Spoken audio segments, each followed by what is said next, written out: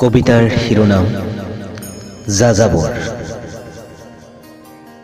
ঠিকনাৰ কাৰাগাৰৰ বন্দিত্বক স্বীকাৰ কৰি বেয়া পাওঁ বাবে ক্ৰমশ যাযাবৰ হৈ আহিছোঁ।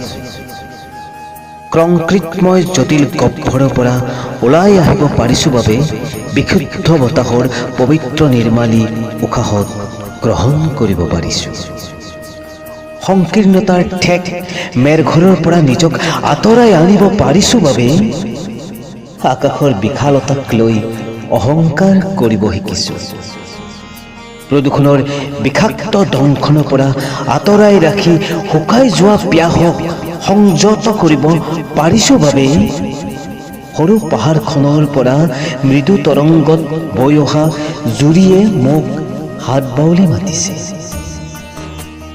স্বাৰ্থ, হিংসা, ঘৃণা এইবোৰক চিতাগ্নিত চাপি দিব পাৰিছোঁ বাবে প্ৰকৃতিয়ে মোক আকুলতাৰে আঁকোৱালি লৈ প্ৰতিটো দিশত পৰিভ্ৰমণ কৰাৰ বাবে সেউজীয়া পথৰ নিদৰ্শন কৰিছে।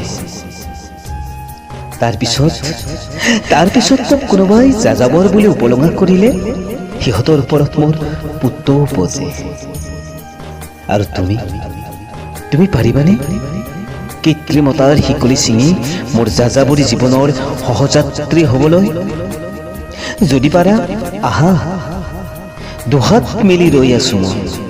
আহা, সৰু পালতৰা নাওখনত আমি উঠি যাওঁ অসীমৰ পৰা অসীমতালৈ।